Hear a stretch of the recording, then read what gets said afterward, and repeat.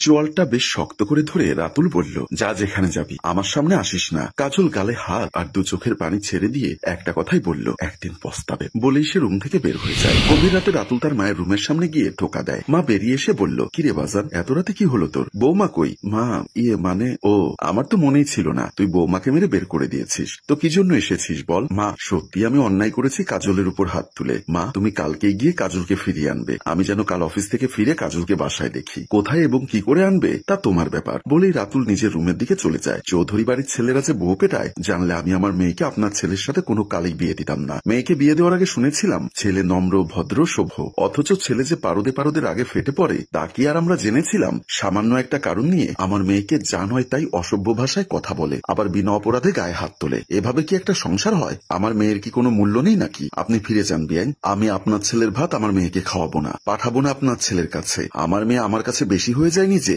ওকে আমি ওই দুঃখের সাগরে ফেলে আসবো জেনে বুঝে? আপনি আপনার বাড়িতে ফিরে যান। কাজলের বাবা মেয়ে জামাইয়ের উপর খুব আক্ষেপ নিয়ে এত সময় কথাগুলো বলল মেয়ের শাশুড়ির সামনে বসে। কাজলের শাশুড়ি বিআই মশাইয়ের কথা শুনে মাথা নুইয়ে নিয়েছে। কাজলের বাবা যে এত সময় মিথ্যা বলেনি, যা বলেছে সব সত্য বলেছে ওনার ছেলের ব্যাপারে। তাই হয়তো ছেলের কৃত্তিকালাপে তিনি কিছুই বলতে পারছেন না। এসেছিলেন কাজলকে যেভাবেই হোক বলে কয়ে বাড়ি ফিরিয়ে নিয়ে যাবে, অথচ কাজলের আগে তার বাবা মুস্তাফিজুর নিজেই বেঁকে বসেছেন মেয়েকে নিয়ে। ওদিকে কাজলকে যদি বাসায় না পায় রাতুল অফিস থেকে ফিরে রেগে কি করে বসবে কে জানে। বুবলি বেগম শাড়ির কোনা তুলে কপালে জমা ঘাম মুছলেন। তারপর ছেলে শ্বশুরের মুখপানে চেয়ে বললেন, তা কাজল কই? যাওয়ার আগে ওর সাথে একবার দেখা করে যাই। মুস্তাফিজুর অন্যমনস্ক হয়ে পড়েছিলেন মুহূর্তেই। বেআইনের কথায় মাথা নাড়িয়ে বলল, ও হ্যাঁ হ্যাঁ যান, ও ওর ঘরেই আছে। বুবলি উঠে ছেলের বউয়ের কাছে গেল। কাজল বিছানার উপর উবুর হয়ে শুয়ে আছে। ঘন কালো লম্বা লম্বা চুলগুলো এলোমেলো হয়ে পিঠময় ছড়িয়ে ছিটিয়ে আছে। উদাস মন নিয়ে রান্নার রেসিপি দেখছে মোবাইলে। বুবলি বেগম এসে কাজলের মাথার কাছে এগিয়ে নিয়ে বসলো। কাজলের মাথার পেছন দিকে হাত বাড়িয়ে স্পর্শ করতেই বাম থেকে ডান দিকে ঘুরে তাকালো কাজল। শাশুড়িকে দেখে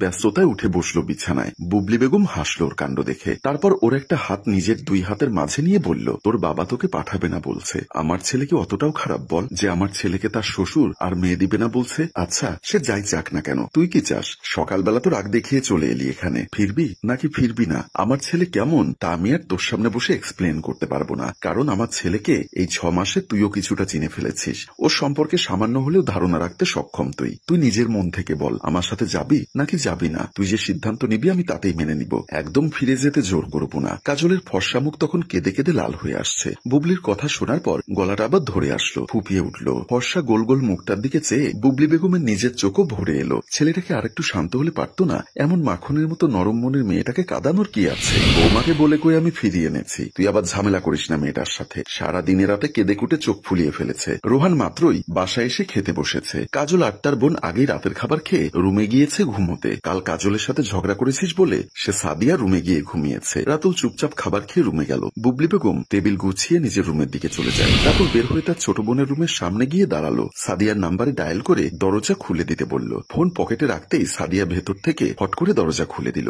এত রাতে আমাকে ঘুম থেকে তুললি কেন? কটা বাজে জানিস? প্রায় 11টা। বোনের কথায় কান্না দিয়ে বলল, বউটা কি করছে? ঘুমিয়েছে? ঠিকঠাক ঘুমিয়েছে। এতই যখন দরদ বউটার প্রতি, এত ঝগড়াঝাটি করিস কেন তুই? ওই যে না করলে আমার পেটের ভাত হজম হয় না, তাই সর সামনে থেকে। বলি সাদিয়াকে সামনে থেকে সরিয়ে দিয়ে বিছানার দিকে এগিয়ে গেল। খাটের পাশে এসে দেখে কাজল তখন সারাদিনের ক্লান্তিতে গভীর ঘুমে আচ্ছন্ন। রাতুল চট করে ওকে দুই হাতে কোলে কাজলের মাথাটা ওর হাঁটুতে রেখে বলল, বউ ছাড়া ভালো ঘুম হবে না, তাই বউ নিতে এসেছিলাম। তুই সিঙ্গেল মানুষ, দরজা লক করে এবার নিশ্চিন্তে ঘুমিয়ে পড়। কাজল বউ নিয়ে বের হয়ে যায়। সাদিয়া হতবাক হয়ে রাতুলের কর্মকাণ্ড দেখে গেল। শুধু একটা রাতও নাকি বউ ছাড়া তার ভালো ঘুম হবে না। দুদিকে মাথা নাড়িয়ে দরজা বন্ধ করে দেয়। কাজলের মাত্রই ঘুম ভেঙেছে। নিজেকে রাতুলের বুকের সাথে মিশে থাকতে দেখেই প্রচন্ড জোরে মারল এক ধাক্কা। রাতুল তখন মাত্রই ঘুমিয়েছিল। হঠাৎ ধাক্কায় বেশ ভরকে গেল। এক মুহূর্তে চোখের ঘুম উড়ে গেল। ভ্রুকুচকে কাজলের দিকে তাকিয়ে উঠে বসলো বিছানায়। কাজলের মুখের দিকে চেয়ে বলল, কি হয়েছে? এরকম করলে কেন? মাথায় সমস্যা দেখা দিয়েছে নাকি? কাজল রেগে গেল রাতুলের কথা শুনে। ক্ষিপ্ত গলায় বলল,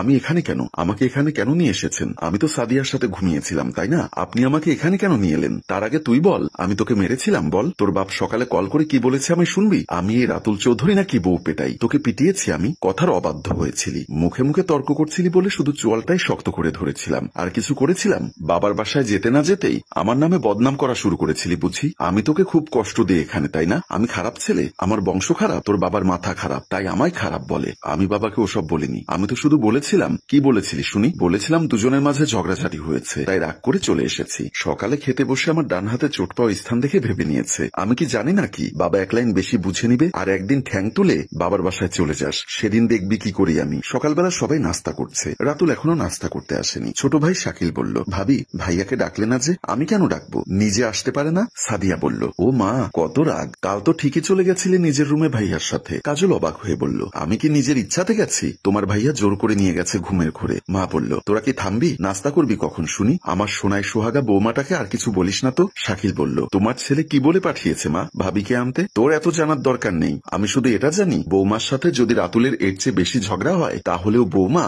আমাদের মেয়ে হয়ে হলেও এই বাড়িতে থাকবে। কাজল চুপ করে আছে আর চোখ ছলছল হয়ে যায়। সবাই নিশ্চুপ। আর এখানেই সুন্দর সুখী পরিবারের সদস্যের সুন্দর মনোভাব দেখিয়ে আমাদের গল্প শেষ হয়। সম্মানিত ভিউয়ার্স, প্রত্যেক শাশুড়ি যদি বউদের পরের মেয়ে না ভেবে নিজের মেয়ের মতো করে আচরণ করে তাহলে সংসারটা কতই না সুন্দর হতো। সুখী হোক সকল পরিবার। গল্পটির ভাবনায় ও পরিচালনায় হাশেম রাজু, চিত্রগ্রহণ শিহাব ও শাকিল, প্রযোজনায় মঞ্জুর মোর্শেদ মিউজিক প্লাস। গল্পটি ভালো লাগলে লাইক, কমেন্টস এবং শেয়ার করে দিন। ধন্যবাদ।